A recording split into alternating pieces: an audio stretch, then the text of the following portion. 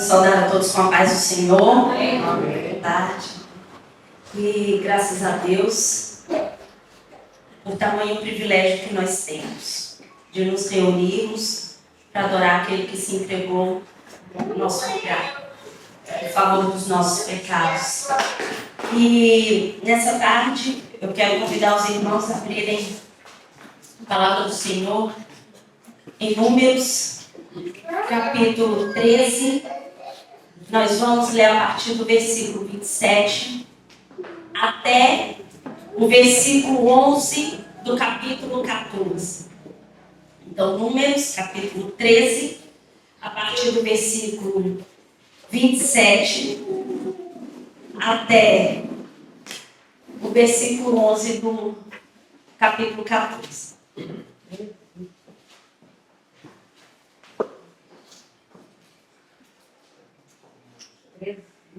Sim. 13, 27.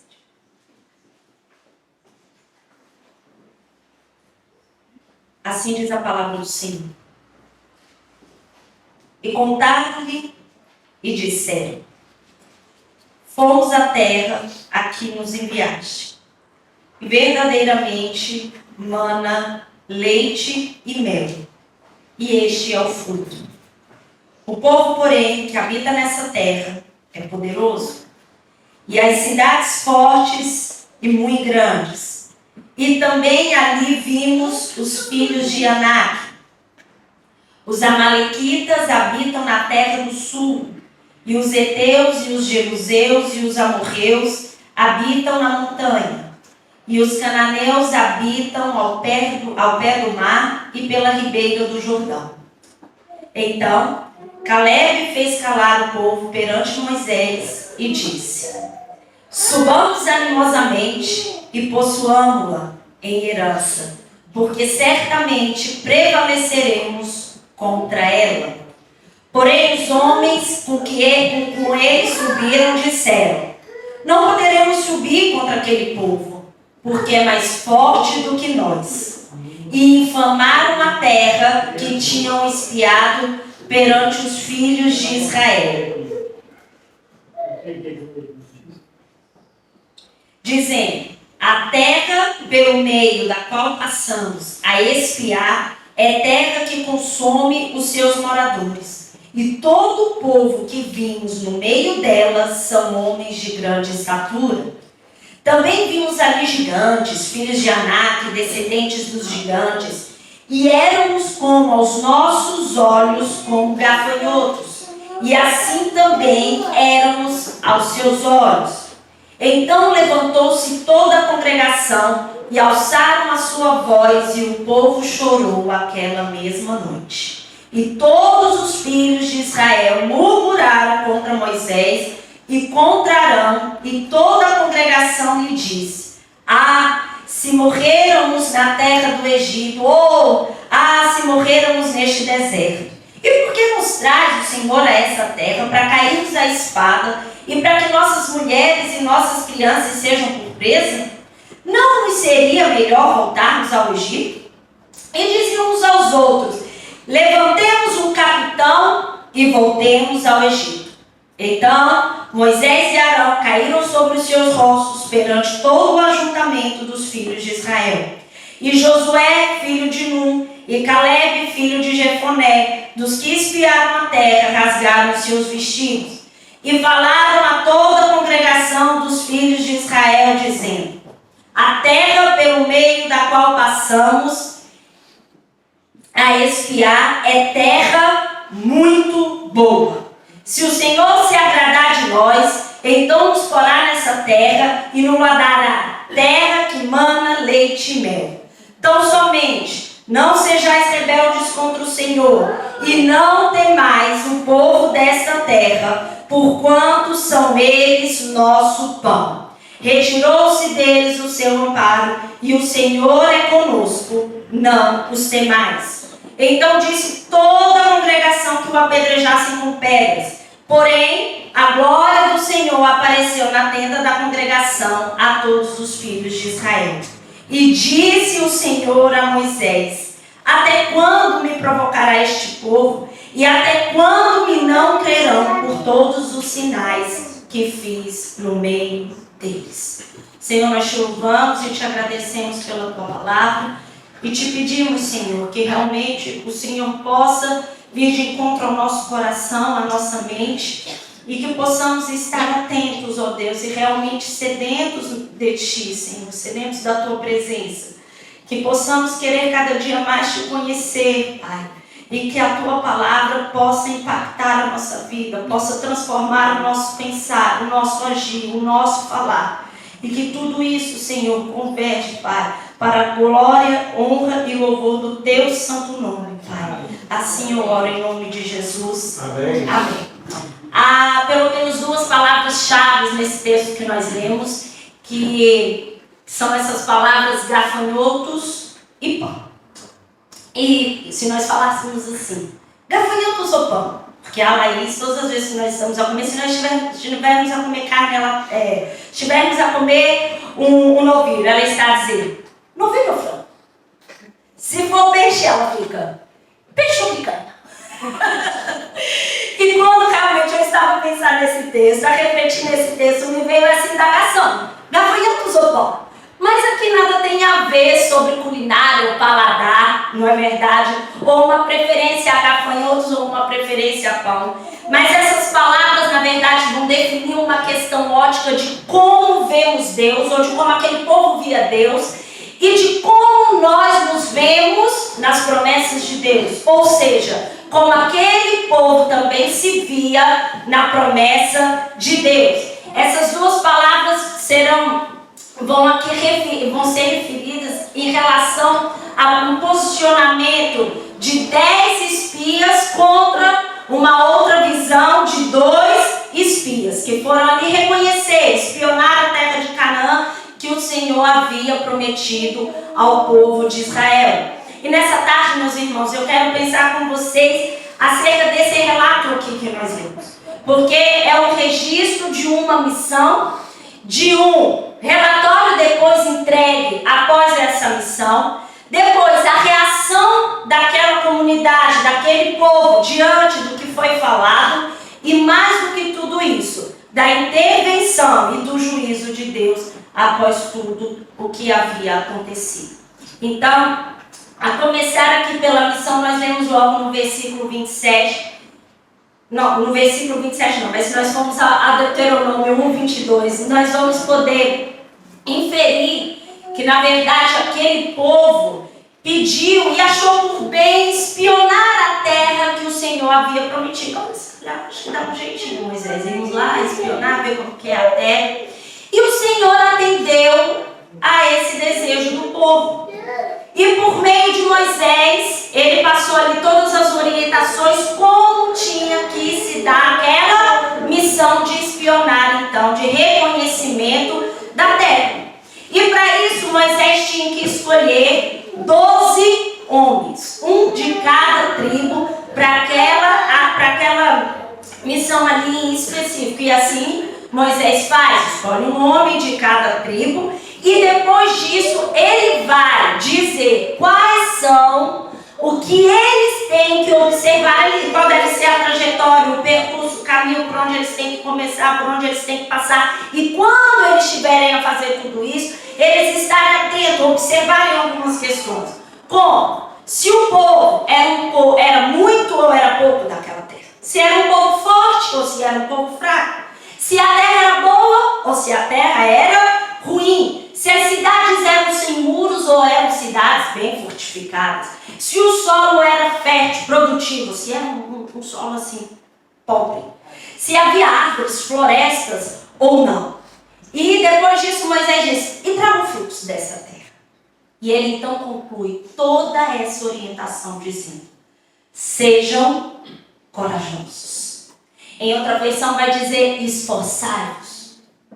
E é interessante, meus irmãos, nós pararmos para pensar que nós também temos uma missão.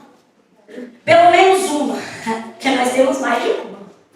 Nós também temos missão.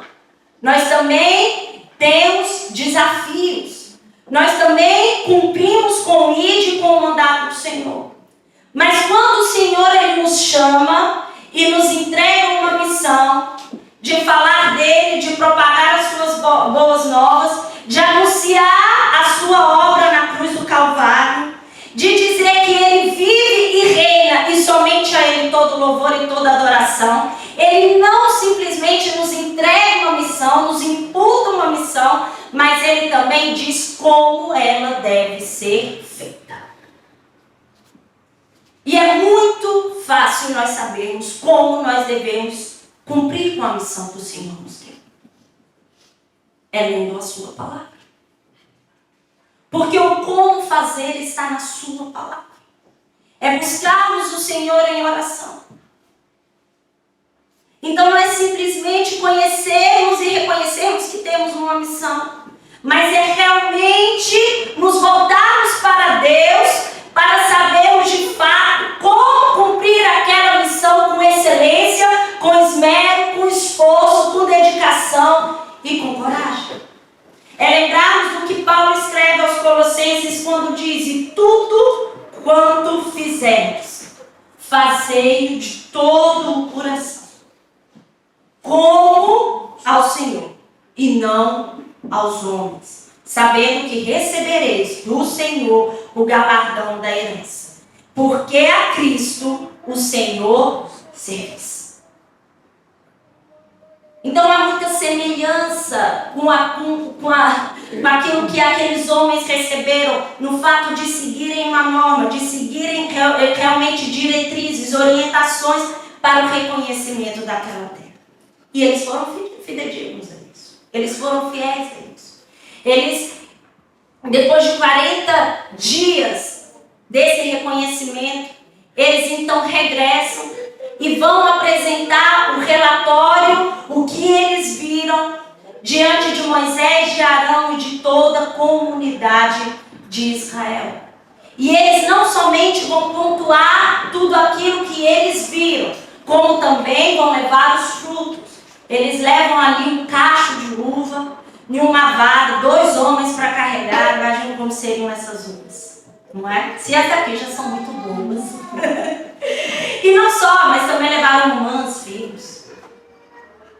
E eles então vão iniciar o seu relatório. Vão dizer ali, dar a opinião deles a partir daquilo que eles viram. E realmente esse é o versículo que nós começamos. E diz assim: e contaram-lhe e disseram, e eles começam: fomos à terra que nos enviaste. E se nós formos pensar em todo o contexto dessa narrativa, se calhar eles não deveriam começar dessa maneira. Porque só esse início do relato, na verdade, ele já vai revelar todo o objetivo, todo o intento que aqueles 10 homens tinham com o discurso deles. A verdade é que esse início vai desembocar na conclusão desse relatório que era de incredulidade. Porque aquela terra não era qualquer terra que Moisés imaginou, supôs que o povo mereceria, ou que o povo poderia conquistar, ou que o povo deveria ter. Na verdade, aquela ali, até a posse daquela terra, dizia sobre uma promessa que o Senhor havia feito desde os patriarcas. Não se tratava apenas de uma terra, mas se tratava da promessa de Deus. Então talvez eles tivessem que ter começado: a terra que o Senhor nos prometeu dar é assim. E aqui nós vamos ver que o que foi instaurado não foi uma questão política ou até mesmo física, de possuir ou não a terra, de ter esse sentido apenas de posse. Mas o problema que vai acontecer depois do início desse relato, desse relatório aqui, é um problema espiritual. Porque o que vai se verificar aqui é se de fato aquele povo cria ou não nas promessas de Deus. E eles iniciam assim o seu relato: a terra que fomos, que vocês nos enviaram, para que nós observássemos, para que nós olhássemos, olha, realmente é uma terra, olha, muito boa. A fartura, mana, leite e mel. E parece que eles começam assim até animosamente, não é? Encorajados a falar aquilo ali com muita vontade, com muito rim. Mas depois eles contrapõem tudo isso aí, é muito bom. A terra é ótima, é maravilhosa, mana leite e mana mel. Olha, mas o povo que vive lá é poderoso. Olha, vimos até os descendentes de Enac, ou Anak, dependendo da tradução. E se as cidades são fortificadas? São, sim, senhor. São grandes, mas são bem fortificadas. Mas enquanto aqueles homens davam aquele relatório, alguém se levanta. Calma. Faz calar aquele povo todinho ali e diz assim, não, calma aí. Subamos, meu povo. Eu imagino que se ele tivesse passado por Portugal, ele falou, malta, subamos e tomemos posse dessa terra. E é certo que venceremos. Mas imediatamente aquele outro grupo já dizia assim, olha, nós não podemos atacar, o povo é mais forte do que nós. São grandes em estatura, são gigantes, e nós vamos falar aqui a verdade. Diante deles, nós parecemos, sabe o quê? Gafanhotos. Ou seja, o que aqueles homens estavam a dizer é, isso é impossível. Aos nossos olhos, isso é impossível. Mas quando nós somos chamados, e não só nós não fomos só chamados, nós fomos resgatados para poder sermos chamados. Não é? O Senhor não nos põe para andarmos pelo que vemos, mas para andarmos por fé. E o justo viverá pela fé. O justo anda por fé, não anda por vista, senão por fé. O que nós víamos ali, estamos aqui diante de um grupo que estava a andar por vista. E a verdade é que todas as vezes que nós não andamos por fé, nós abrimos mão de desfrutar as bênçãos que o Senhor tem reservado para nós. Aquele lugar ali em Cades de Barneia, já na fronteira com Canaã, torna-se um lugar de oportunidades perdidas. E quantas oportunidades nós perdemos quando não exercemos fé? Quando andamos apenas pelo que vemos, pelo que enxergamos, segundo as nossas forças, segundo a nossa capacidade. Mas o Senhor que nos chama, Ele nos chama para que nós andemos por fé. E foi por causa da incredulidade desses 10 homens que eles entregam um relatório de desânimo, de desistência no meio do povo. E eles começam a dizer assim, quem dera se nós tivéssemos morrido lá no Egito. Ou se até morrêssemos aqui nesse deserto. Para que o Senhor nos trouxe até aqui? Olha, sabe que uma coisa é melhor nós arrumarmos aqui as nossas coisas e olha, até elegemos um capitão, um chefe, um líder e vamos todos, olha, voltar mesmo para o Egito.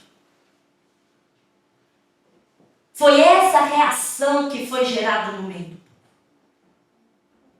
E aqui, meus irmãos, nós podemos nos colocar nos dois lugares. Tanto daqueles que levam o relatório, como daqueles que ouvem o relatório. Será que diante de tudo que vivemos, e de tudo que vemos, e de tudo que cremos, qual é a mensagem que nós estamos a entregar? O que nós estamos a semear no meio que nós convivemos, ou que nós estamos?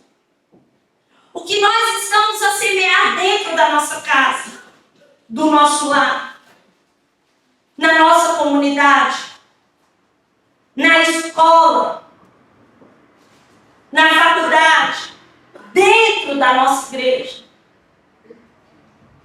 Que palavras temos propagado? Porque esse povo aqui disseminou uma mensagem de incredulidade, de falta de fé e de esperança no Senhor, causando no meio da comunidade de Israel desânimo, espírito de desistência, de parar, de recuar, de querer voltar para o Egito. Mas também nós podemos nos colocar na posição daqueles que ouvem essa mensagem. E os nossos ouvidos estão inclinados e atentos para o quê? Para aquilo que vem contra a nossa fé e a nossa confiança no Senhor, que vem contra a promessa do Senhor. Ou os nossos ouvidos estão atentos à promessa que o Senhor falou, que o Senhor fez e que Ele é fiel para cumprir.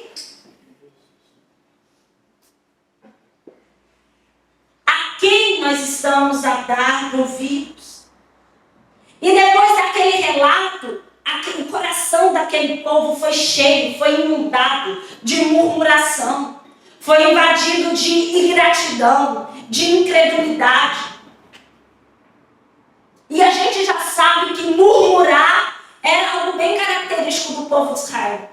Começou já no Êxodo. Quando vem ali o exército de Faraó, e todo mundo fala assim, nós vamos morrer mesmo, nós tivéssemos estado. Mas quando eles também chegam no deserto do sul, reclamam que não tem nada para beber. A comida do Egito era melhor. E o lamento mais usado. Tomara que tivéssemos morrido no Egito. E nós olhamos para a história desse povo e logo dizemos assim, é um povo realmente murmurador.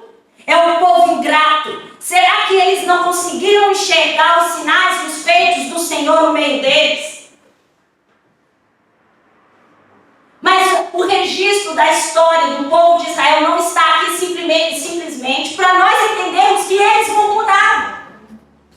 Mas é para nós olharmos para dentro de nós, nos examinarmos e dizermos, será que eu também tenho um coração murmurador, ingrato, diante de todos os feitos e os sinais que o Senhor tem manifestado na minha vida? Porque o problema é muito sério quando nós não reconhecemos de fato aquilo que o Senhor fez, faz e fará em nossas vidas. E o pecado da incredulidade realmente é coisa séria. E eu estou a dizer isso aqui por quê? Porque esse pecado levou com que o povo fosse contra Deus. É como se eles estivessem a dizer assim, Deus, a culpa é tua. Se nós estamos aqui na situação que estamos, a culpa é toda tua. Se não estás a fazer bem, tem que ser. A tua tarefa não era para a gente estar aqui. Esse povo vai engolir a gente, somos como os gafanhotos. E você sabe qual é o problema daqueles que não se autoexaminam?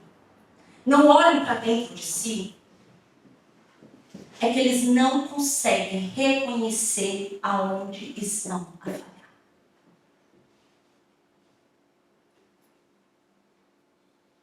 E aí, o que acontece? Transfere-se a culpa.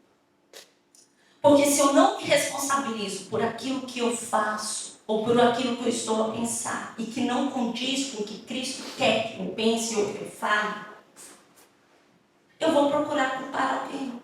Porque há quem diga que pior que errar é pedir as desculpas. E aquele povo aqui, esse povo, não estava a perceber isso. Que Deus não errou em nada que ele queria. Estava tudo no controle de Deus. Ia tudo acontecer. Iam possuir a terra. Agora, eles que não estavam certos disso, por quê? Porque não estavam a crer nas promessas de Deus. E essa questão de transferência de culpa acontece logo no Gênesis. No relato da queda nós temos o quê? Adão, então, foi a mulher aí que tu me deste por companheiro. Eu comi. Então, Eva, foi a serpente. A serpente me enganou e eu comi. Mas a pergunta que eu me fiz foi, então, Gisele?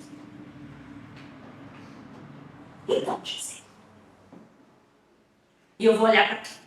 Ah, se não for o companheiro que tu me deste? Então, Gisele, foram os filhos que o Senhor me deu? Mas isso é para que eu olhe para mim. E nós vamos ver que o problema aqui já não são os gigantes daquela terra. Já não são as cidades bem fortificadas. O problema que se chama incredulidade. A incredulidade cegou aquele povo. Eles não viam Deus. Eles não viam mais o poder de Deus. Eles não viam mais a fidelidade de Deus. Eles não viam mais a promessa de Deus. Aonde estão fixos os nossos olhos? Meus irmãos, não importa onde estamos, como estamos. Mas o que vai determinar é para quem estamos a olhar. O que vemos ou quem vemos. Será que em meio a tudo que passamos, nós conseguimos ver Deus, conseguimos ver o poder de Deus, conseguimos ver a fidelidade de Deus, conseguimos enxergar a promessa de Deus? E quando nós não olhamos para Deus, o desejo é de parar, é de recuar, é de desanimar, é de estagnar. E pior do que isso, é querer desejar regressar de onde o Senhor já nos tirou, já nos arrancou, já nos libertou. Aquele povo, Egito, foi um lugar de escravidão, de jugo, de dor, de lamento. Aquele povo clamava ao Senhor. No entanto, que o Senhor fala que ouviu o clamor do povo quando foi chamar Moisés lá na sarça ardente. Hoje de manhã nós cantamos. Lá no Monte Horebe, a sarça ardente. Quando Deus chama Moisés é porque ele ouviu o clamor, aquele povo desejava, não aguentamos mais esse jugo, essa escravidão. Deus liberta esse povo para quando chegar aqui esse povo dizer, vamos escolher um líder, um chefe e vamos voltar para o Egito.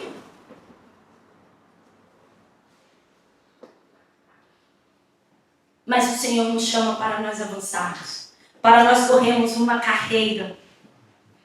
O autor aos Hebreus vai dizer assim, portanto nós também, pois que estamos rodeados de uma tão grande nuvem de testemunhas, deixemos todo o embaraço e o pecado que tão de perto nos rodeia e corramos com paciência a carreira que nos está proposta. E ele vai dizer aqui como?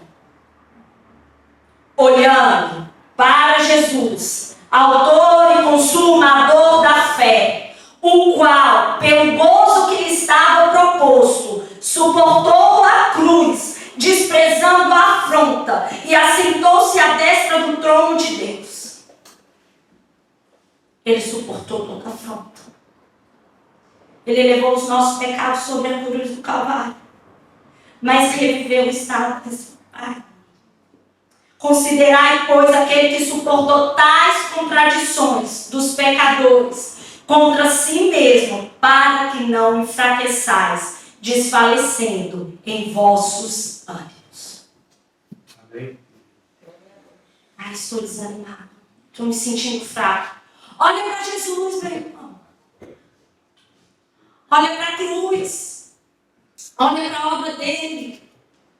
E depois nós vamos ver que Deus nos tirou também da escravidão do pecado. E nós não podemos desejar voltar a essa vida, a retroceder a isso.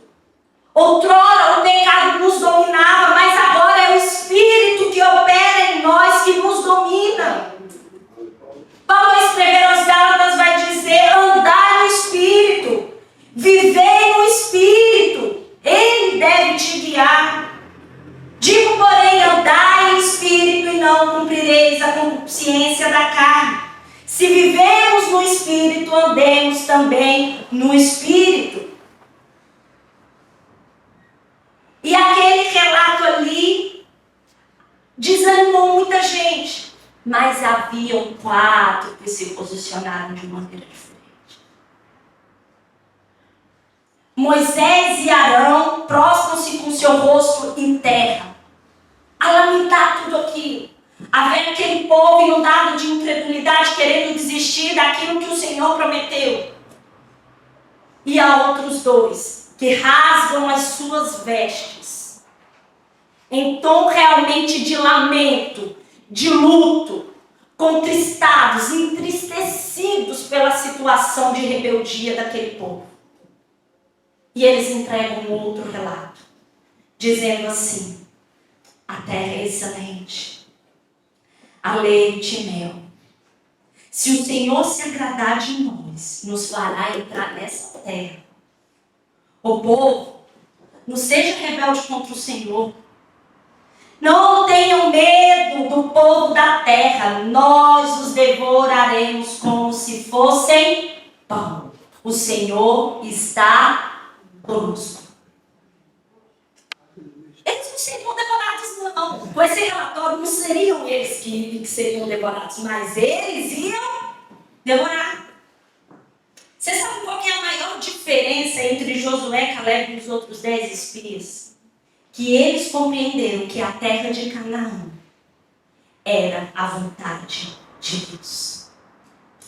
E quando nós conhecemos a vontade de Deus, nos sujeitamos à vontade de Deus, nos entregamos à vontade de Deus, não há lugar para incredulidade, não há lugar para murmuração, ainda que a situação seja difícil. E o contrário também é certo. Quando é que o nosso coração pode se tornar entregue à incredulidade? Quando saímos do centro da vontade de Deus. Um pastor e escritor, Visby, ele tem uma frase muito interessante sobre isso. Ele vai dizer assim: a vontade de Deus jamais nos conduz a um lugar em que a graça de Deus não possa prover o que necessitamos e o poder de Deus não possa nos proteger.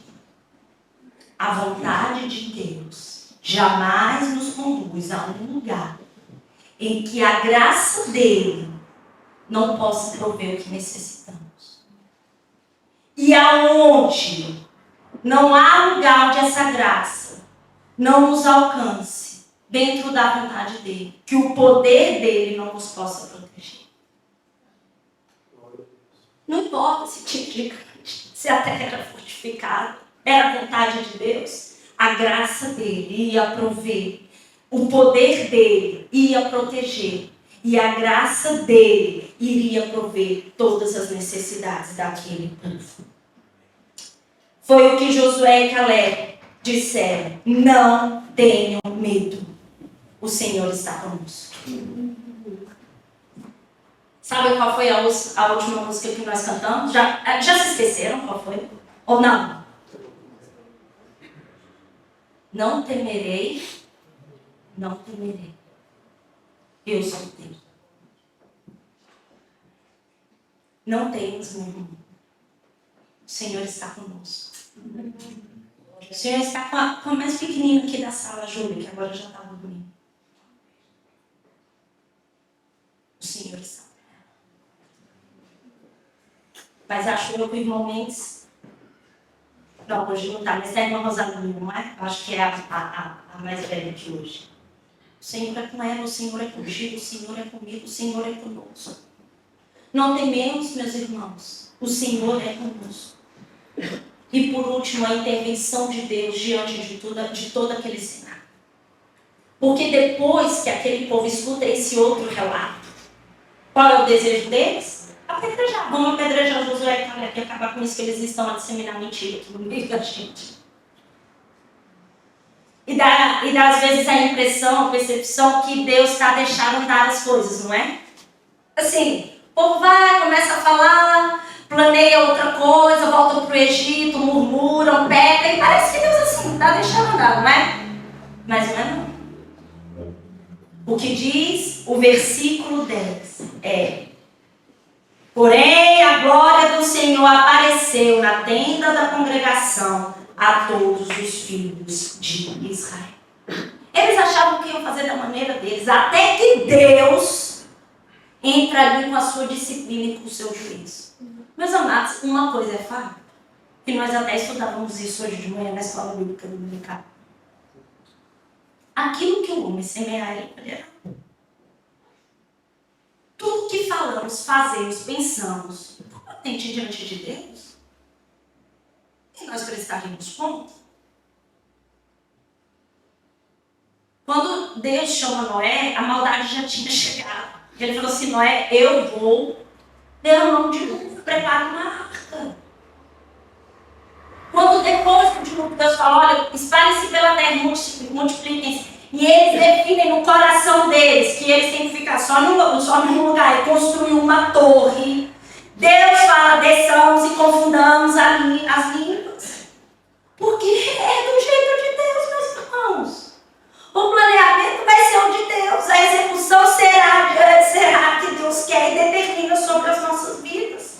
E não só sobre todo o governo do mundo e tudo que há. Mas Moisés intercede em favor daquele povo, como já tinha feito na mesma situação em ocasião do bezerro de ouro. E ali ele argumenta com o Senhor, mostra para o Senhor, ora, intercede em favor do povo. E Deus atende a oração de Moisés, dizendo que iria perdoar aquele povo, mas que eles sofreriam a consequência dos seus pecados. E o Senhor então deu a disciplina àquele povo. A nação vagaria 40 anos no deserto. 1 ano para cada dia que eles ficaram lá, revistar os 40 dias. A geração mais velha, de 20 anos para cima, morreria. Aquele povo ali não entraria. Não. Morreria no deserto, como eles meio disseram, não é? Antes de morrer segundo aqui no deserto. Caiu. Só 2 não morreriam, com exceção de Josué e Caleb. E os 10 espias incrédulos morreriam por causa do seu relato pecaminoso, sobre o qual haviam ali visto falar. E aqui eu já quero concluir. Os 10 espias incrédulos argumentaram que a terra de Canaã iria devorar os israelitas. Mas Caleb e Josué consideraram os cananeus como um pão para o exército israelita devorar, pelo poder de Deus. E há uma questão muito interessante aqui: fé. Não há substituto para a fé nas promessas de Deus e a obediência aos seus mandamentos. Você sabe o que a fé nos implica? A fé implica simplesmente obedecer a Deus, independentemente do que pensamos, do que sentimos, do que vemos que pode acontecer. A fé simplesmente nos faz obedecer a Deus. Moody vai dizer que a verdadeira fé é a fraqueza do homem amparando-se na força de Deus. Veja, irmãos, que nunca haja em qualquer de vós um coração mau e fiel, para se apartar dos Deus vivo. Exortai-vos uns aos outros todos os dias durante o tempo que se chama hoje, para que nenhum de vós se endureça pelo engano do pecado. Porque nos tornamos participantes de Cristo, se retivermos firmemente o princípio da nossa confiança até o fim. Que o Senhor nos abençoe.